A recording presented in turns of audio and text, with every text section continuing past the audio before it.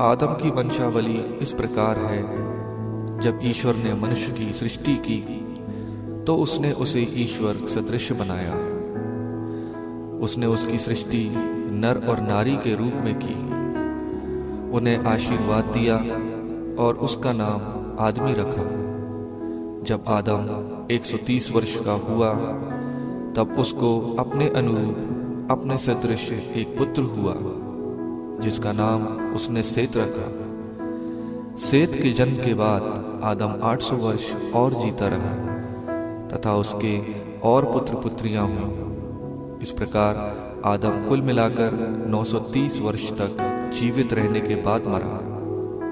जब सेत 105 वर्ष का हुआ तब उसे एनोश नामक एक पुत्र हुआ। एनोश के जन्म के बाद सेत 807 वर्ष और जीता रहा तथा उसे और पुत्र पुत्रियां हुई। इस प्रकार सेत कुल मिलाकर 912 वर्ष तक जीवित रहने के बाद मरा। जब एनोश 90 वर्ष का हुआ तब उसे केनान नामक एक पुत्र हुआ। केनान के जन्म के बाद एनोश 815 वर्ष और जीता रहा तथा उसे और पुत्र पुत्रियां हुई। इस प्रकार एनोश कुल मिलाकर 905 वर्ष तक जीवित रहने के बाद मरा। जब केनान 70 वर्ष का हुआ तब उसे महलएल नामक एक पुत्र हुआ। महलएल के जन्म के बाद केनान 840 वर्ष और जीता रहा तथा उसे और पुत्र तथा पुत्रियां हुई। इस प्रकार केनान कुल मिलाकर 910 वर्ष तक जीवित रहने के बाद मरा। जब महलएल 65 वर्ष का हुआ तब उसे यारेद नामक एक पुत्र हुआ। यारेद के जन्म के बाद महलएल 830 वर्ष और जीता रहा तथा उसे और पुत्र तथा पुत्रियां हुई। इस प्रकार महलएल कुल मिलाकर 895 वर्ष तक जीवित रहने के बाद मरा। जब यारेद 162 वर्ष का हुआ तब उसे हनोक नामक एक पुत्र हुआ। हनोक के जन्म के बाद यारेद 800 वर्ष और जीता रहा और उसे और पुत्र तथा पुत्रियां हुई।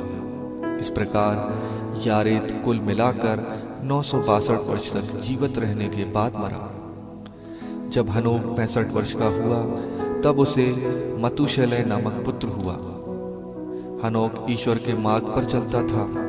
मतूशेलह के जन्म के बाद वह 300 वर्ष और जीता रहा तथा उसे और पुत्र तथा पुत्रियां हुई।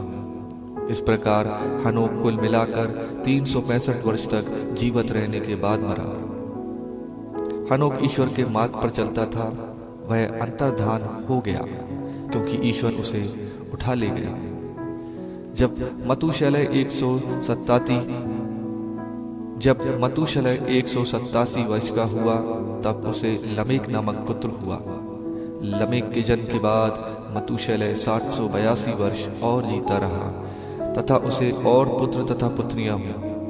इस प्रकार मतूशेलह कुल मिलाकर 969 वर्ष तक जीवित रहने के बाद मरा। जब लमेक 182 वर्ष का हुआ तब उसे एक पुत्र हुआ। उसने उसका नाम नूह रखा क्योंकि उसने कहा, प्रभु द्वारा अभिशप्त इस भूमि पर कठिन परिश्रम करने में हमें जो कष्ट होता है उसका बोझ वह हल्का करेगा। नूह के जन्म के बाद लमेक 595 वर्ष और जीता रहा तथा उसे और पुत्र तथा पुत्रियां हुई। इस प्रकार लमेक कुल मिलाकर 777 वर्ष तक जीवित रहने के बाद मरा। जब नूह 500 वर्ष का हुआ तब उसे सेम, हाम और याफेत नामक 3 पुत्र हुए।